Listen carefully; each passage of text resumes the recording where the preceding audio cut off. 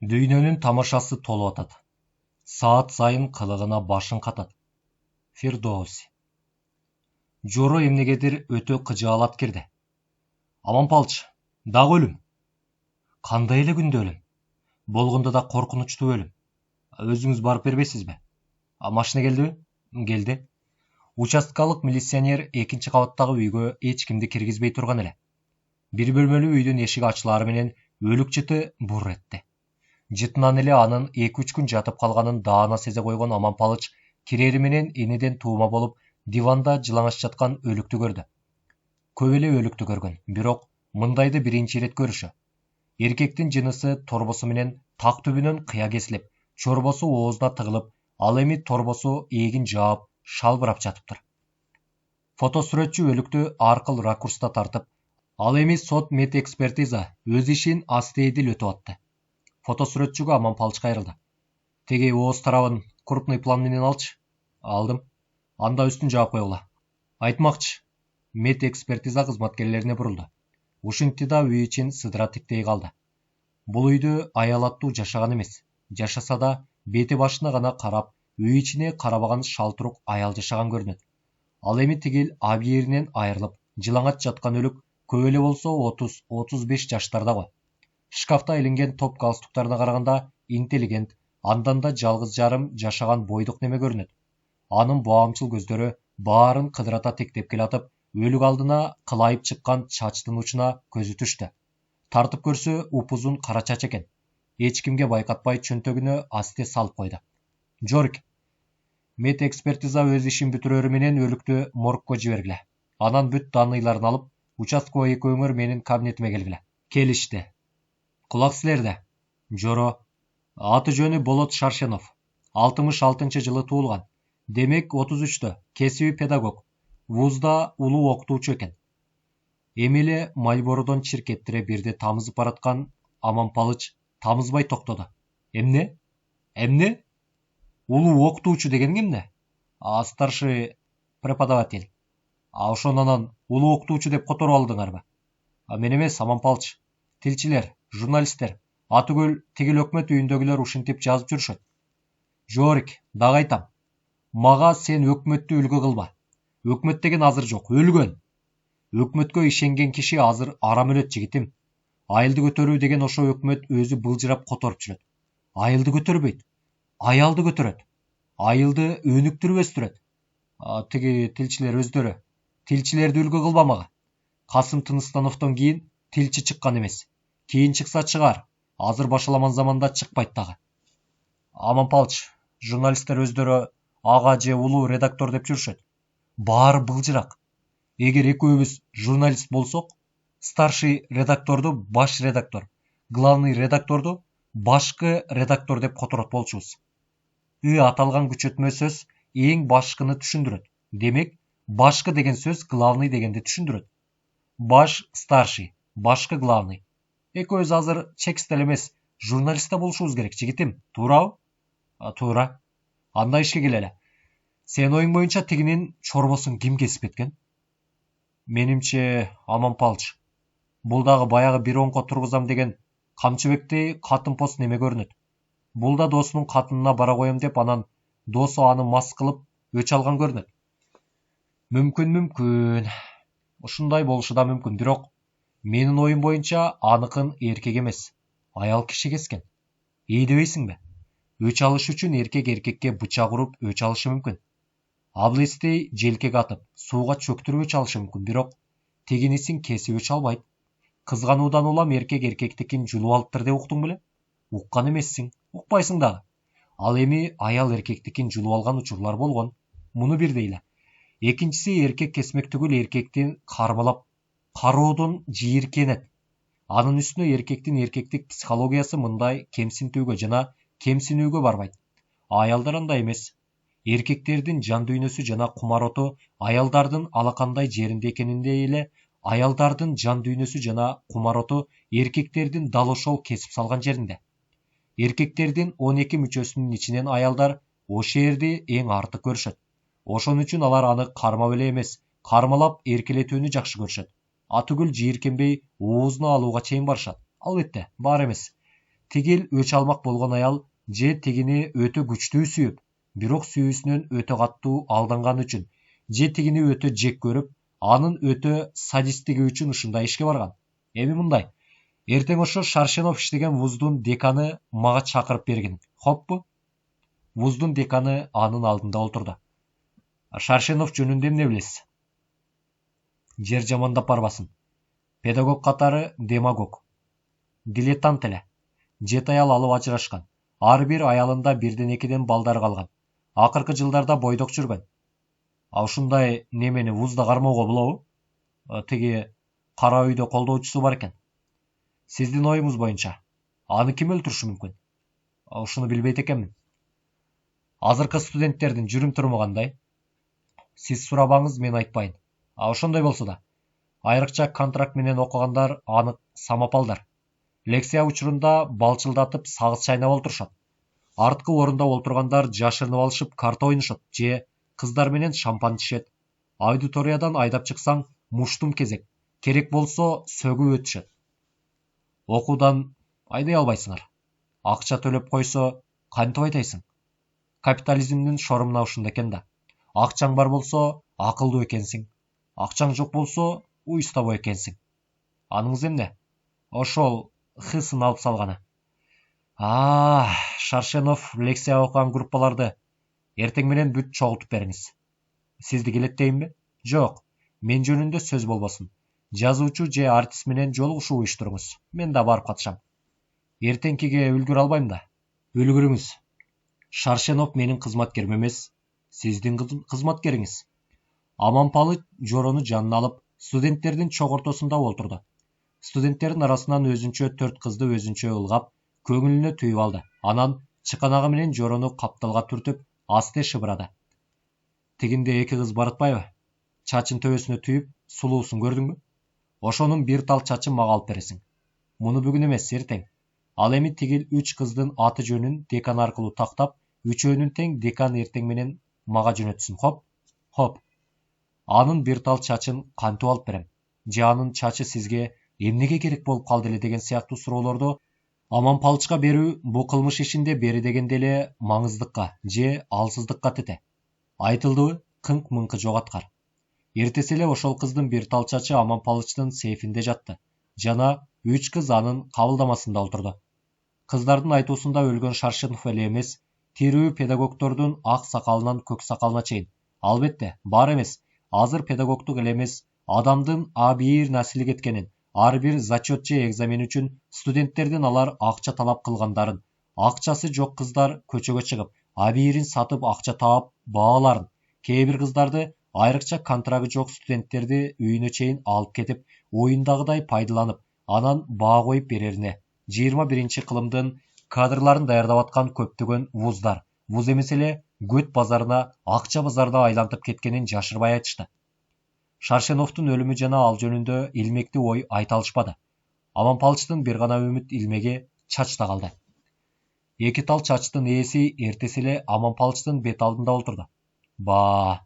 Сулуунун сулуусу экен, апакай ак жүзү, бети бүт эле бакыракай көз экен го. Бирок мына ушул музоо кирпик көздөрдүн тереңинде аны көптөгөн кыйнаган санаа оорусу жаткансы да. Аманпалыч адаттагысындай эле Мальбородон бирди тамызып, суроо жооп койту. Зачеткаңызды ала келдиңизби? Кол сөмкөсүнөн зачеткасын асте алып, ага сунду. Чолпон Агайжанова, жакшы. Шаршеновдун экзамендери бүт 5. Айтыңызчы, Чолпон, Шаршенов педагог жана адам катары кандай немеле? Зачет экзаменаларда аябай талаптуу эле. Адам катары кандай экенин жакшы билбеймин. Сизге чейин эле сиздин курсташтарыңыз келип кетти. Анын өлүмү жөнүндө алар жөндүү эч нерсе айта алышпады. Балким, сиз айтып бересиз. Муңдуу көздөрү саал мокой түшүп, Палычка тик карай албай терезе тарапка телмире берип, анан саал мукактана. Эч нерсе айта албаймын. Аны мен экзамен, зачет, лекция учурунда гана көрчүмүн. Тартмасынан бир тал узун чач алып чыкты. Мобул чач сиздики эмеспи? Чачты чоочу тиктеп, не дээрин билбей токтоду. Тааныдыңызбы? Жок. Бул кайдагы чач? Бул сиздин чачыңыз. Шаршеновдун өлүгүнүн жанында калган. Мұңдуу көздөрү чакчая жанып кетти. Түшүнбөдүм. Шаршеновдун өлүгүнүн жанында калса эле меники болмокпу? Меникиндей чачтары толуп атат да. Аман Палыч тартмасынан дагы бир тал чач алып чыкты. Мына булчу. Бул дагы сиздики эмеспи? Агай Жанова бул ирет чыйрала түштү. Жыландай окторула баш көтөрүп, Аман Палычка азыр кол салуучудай, көз отун бороон аралап, бир кызыктай абалга келе калды. Албетте меники эмес. Бул дагы Шаршеновдун жанынан табылды? Жок. Үстөл алдындагы коңгуроо топчусун басты эле сырттан Жоро кирди. Жорик, могул чачты кайдан алдың эле? Айтып берчи агай Жановага. Жоро агай Жановага отчет берип аткансып, ага бурулуп айта баштады. Кечээ күнү сиз кыздар менен лекциядан чыгып баратканыңызда артыңыздан келатып чалынып кетип сизге урунуп кечирим сураганым эсиңиздеби? Кыз эсимде дегендей башы ийкеди. Бир тал чачыңызды ошондо билгизбей жулуп кеткем. Мунун эмне кереги бар эле? Аман Палыч. Жорик, ошондо кокусунан эмес сизге атайын чалынган. Шаршеновдун жанынан табылган чач менен Жорик алып келген сиздин экинчи чачыңызды суд медэксперт текшерип, эки чач тең сиздики экенин далилдеди. Мындай болгон соң, Шаршеновдун өлүмүнө сөзсүз түрдө сиздин катышыңыз бар. Бир кезде эт комбинатында иштедиңиз беле? Ооба. Муну кайдан билесиз? Чолпон, мен баарын билем. Жалганга калганда аябай жаман адаммын. Анткени биттин ичегисинен бери көрүп турам. Ошон үчүн менден эч нерсе жашырбаңыз. Сөз бүттү. Чолпон агай Жанованын башы шылктай берип, музоо кирпик көздөрүнөн дароо мөлт-мөлт эте жаш чыга келди. Көкүрөгүндө көптөн берки муң толуп жүргөнгө бет аарчысын жүзүнө басып, көмөкөйүнөн гыйылдап, өпкөлөп ыйлай баштады. Аман Палыч аны араң дегенде соорутту. Кылмыш бетин ачууда Аман Палыч эң алды ошол кылмыш тегерегинен кичинекей бир илмекти издечү. Илмекти тапты дегиче калганы өздүгү менен кетчү. Бул иретте ошондой болду. Көрсө мындай болуптур. Чолпон агай Жанова өзү айтып берсин. Сен сулуусуң деп сулуулугума баары суктанышат. Эркектердин эркеси катары мени бактылуунун бактылуусу деп эсептешет. Мен сулуулугум үчүн бой жеткенден баштап бактысыз гана болуп келем. 10-да окуп жүргөнүмдө өзүм эле окуган мугалимим артыман аруудай асылып, эгер эле көнбөсөң алтын медалга жетпейсиң деген шарт койду. Абиримди алтын медалга алмаштырым келбеди. Борборго келип, өз күчүм менен университетке тапшырдым. Бирок биринчи курстан эле өзүмдү окуткан кашкабаш окутуучу артымдан түштү. Экзамен зачет учурунда туура жоопту туура эмес дечи болду. Даярданып, кечинде кафедрага келип тапшырасың дечи болду. Кечинде барсам түз эле соодалашууга өтүп, атүгүл уялбай эле азыркылар кыздык белгисин кармабайт. Эмне эле аны алтындай аздик тутасың? Кыздык эле керек болсо, хирург досторум бар. 2 кабат кыздык тиктирип берем дечи болду. Менин жандай жүргөн жигитим бар эле. Туркияда окучу. Жан дүйнөмдү сага гана арнайм деп ал мага, мен ага ант берген элек. Алтын медалга алмаштырбаган жан дүйнөмдү анан кантип экзамен же зачетка алмаштырам? Бул мен үчүн өлүмгө тете эле. Кашкабаштын ушул ишин жана акча алып баа коюп жүргөнүн ашкерелейм деп ачык чыгып, окуудан айдалдым. Анан эт комбинатына барып иштөөгө аргасыз болдум. Анда 18 элем. Азыр 28-демин. 18-имде окуудан айдалсам, 28-имде минтип окуумду бүтөр жылы кантейин. 10 жылдан бери окуумду бүтө албай жүргөнүмө бир гана сулуулугум күнөөлүү. Ушинтти да бет аарчысын бетине басып, кайрадан өпкө жүрөгү солкулдап, өпкөлөй ыйлай баштады. Саал тыныгып, анан болоктой сөзүн кайра улады. Кийинки жылы кайрадан башка вузга тапшырдым. Экзамендерди бүт 4-5ке бердим.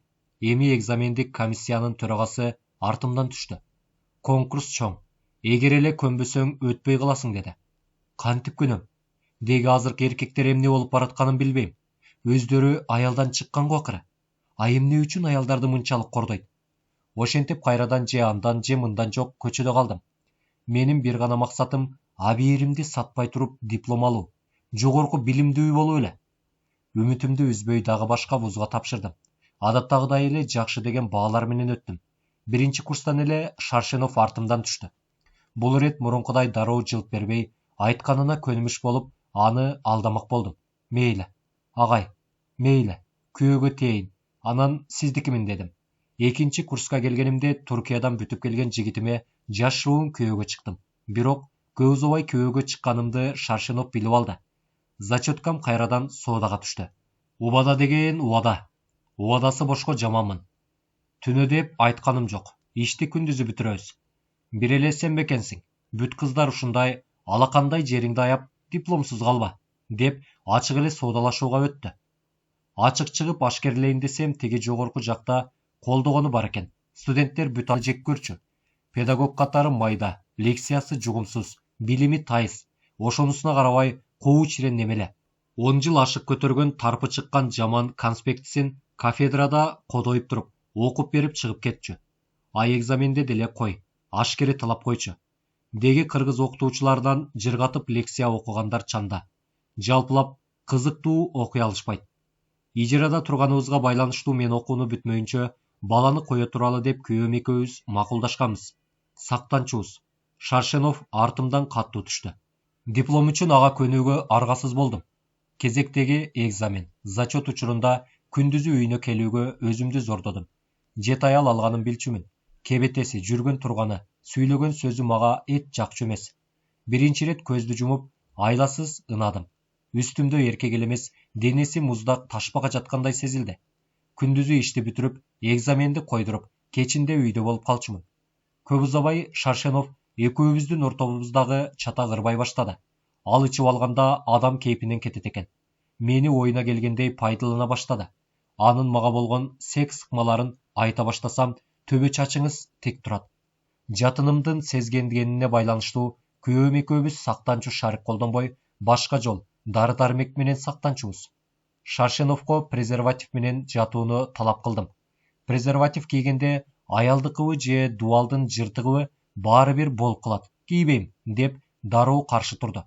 Төшөктө мен ыйлап, ал жыргап, мени ары-бери тоголотуп ойноп, оюна келгендей пайдалана баштады. Өзүмдөн өзүм кор болуп, өңүм өчө баштаганын сезип калган күйөөм, эмне эле айрыкча экзамен учурунда ушинтип каласың? Деги сага эмне болду? Дечи болду. Экзамен оор. Ошон үчүн, деп койдум. Шаршенов бара-бара мени зордоп ичирип, зордоп ар кандай ыкмаларга өтчү болду. Кезектеги экзамен учурунда кызуу, нары капаланып келгенимди сезе баштаган күйөөм акырын артымдан түшүптүр. Бир күнү ал артымдан аңдып, каерден чыгып, каерге бараарымды билбей, акмалап жүрүп, эшикти тепкилеп ачып, Шаршенов менен бирге жатканымды көрүп, анан бир сөз айтпай чыгып кетти. Үйгө келсем, ылайым сени биздин антыбыз урсун. Кош, деп записка калтырып, өзүнө тиешелүү буйумун алып, үйдөн биротоло чыгып кетиптир. Мен аны сүйчүмүн. Аябай сүйчүмүн. Эсим ооп, таң атканча тиземди кучактап ыйлап олтурдум. Өлүп алгым келди, бирок жан ширин экен. Өлө албадым. Акыры бир жыйынтыкка келдим. Болору болду. Күйөөдөн айрылдым. Эми дипломдон да айрылып калбайм. Бир күйөө табылар. Башыңды көтөр, деп өзүмө өзүм кайрат айтып, окууну улатмак болдум. Күйөөмдүн кеткенин, анан да быйыл окууну бүтүп, анын торунан чыгаарымды сезе баштаган Шаршенов мени эми жөн пайдаланбай, кордоп, сөгүп сагып пайдалана баштады. Аялды канчалык сөксө, ошончолук шаакый тарайт экен. Ичип алганда жеткен садист, мыкаач экен. Биринчи аялын аябай сүйгөн экен. Ал башка менен ойноп кетиптир. Экинчи аял да ошентиптир. Ошондон кийин ошол эки аялы үчүн башкалардан өч алмак болуптур. Өзүнүн айтуусунда кезектеги өч алып аткан аял мен экенмин. Бир ирет мас болуп алып, меникин соргунуң деп такай баштады. Колум кандай кеткенин билбейм. Жаактан ары тартып ийипмин. Меникин сорбосоң, анда сеникин минтем деп мени басып алып, колдорумду кайрып, меникине бөтөлкөнүн оозун тыга баштады. Жаным көзүмө көрүнүп, аны алдоого өттүм. Мейли, баарына көнөйүн. Ичким келип атат. Ичкенде андайга оңой барам, дедим. Ичтик. Бул ирет тартынбай ичтим. Кээде ага аракка уктатчы дары кошуп, уктатып коюп качып кетчүмүн. Ошол күнү да ошентпек болдум. Аябай мас болуп, дарыны ичкенде өлүк болуп калды. Аны жек көргөнүм ушунча. Колум менен кокосун жулуп алгым келди. Жок, бул ал үчүн жеңил жаза эле. Кеткен аялдар үчүн ал башка аялдардан айрыкча менден өч алмак болсо, мен кеткен күйөөм үчүн андан өч алгым келди. Ушул ой кыстап туруп алды. Анын үстүнө кызуу элем. Колума кандай бычак келгенин билбейм. Менин оозума тыкмак болгон тегинисин кесип алып, өзүнүн оозуна тыктым да эшигин сыртынан жаап качып кеттим. Болгону ошол. Ушинтти да көмөкөйүнөн көк түтүн чыгып, кайрадан өпкөлөй ыйлай баштады. Аман Палыч ордунан асты туруп, аны төбөсүнөн сылай асте сооротtu. Чолпон, түшүндүм. Сен мени угуп турчу. Мындай учурда кайгыга жеңилбе. Кайра чыйра алышың керек. Жашабайм. Агай, жашабайм. Тойдум. Жашайсың. Мен сага жардам берем. Жакшы адвокат жалдап, делоңо кошуп, сотко өзүмдүн катымды тиркеймин. Албетте соттолосуң, бирок азыр түрмөлөр толуп, ар кандай шылтоолор менен амнистия болуп атат. Көпкө олтурбайсың, бошоп келесиң. Өзүм контролдукка аламын. Университет менен сүйлөшүп коем. Анан бошооруң менен акыркы курстан баштап окуп, дипломуңду аласың. Сенден өтүнөрүм, менин ушул сөзүмө ишенип кой. Анан каяга чөгүп кетпе. Чолпон агай жаныба чөгөлөй калчудай өпкөлөп ага жалынды. Рахмат агай, рахмат, рахмат. О Кудай, көрсө жакшы адамдар бар тура. Тунжурап жалгыз олтурган Аман Палычтын кабинетине сырттан Жоро кирди. Аман Палыч, эмне эле чылымды бүгүн үстөккө бастык? Жорик, ушундай тагдыр, ушундай окуялардан кийин кантип үстөккө босток чекпейсиң? Аман Палыч, 2 суроо берсем болобу? 2 эмес, 3 деле берсең болот. Бир тал чач аркылуу кылмышты ачып атканыңызга таңмын. Айтып бер дейсиңби? Чайнап берген аш болбойт, жигитим. Ойлон. Эгер бир тал чач болбосо, күнөөлүүнү 1 жыл издемексиң. Бир күн ойлоп таппасаң, ошондо айтып берем. Экинчи суроом, Аман Палыч, тиги аялдын эт комбинатында иштегенин кайдан билдиңиз? Мейли, муну айтып берейин. Тигинин торбосун профессионал кол кескенин дароо байкагам. Көрсө, ал бир кезде окуудан куулуп, Союз ыдыра электе 1 жыл эт комбинатында иштеген экен. Өгүз менен кочкорлордун торбосун кесип ыргыткан цехта иштеген экен. Сөз бүттү, Жорик. Кана, бир ысык кофе кайнатып ич. Ушинтти да терезеге келип, Мальбородон бирди тамызып, кере соруп алды. Мына жаз да келди. Кудай пендесине кандай гана шарт түзүп берген. А биз пенде аман эле болалы. Чыгарманын аягы.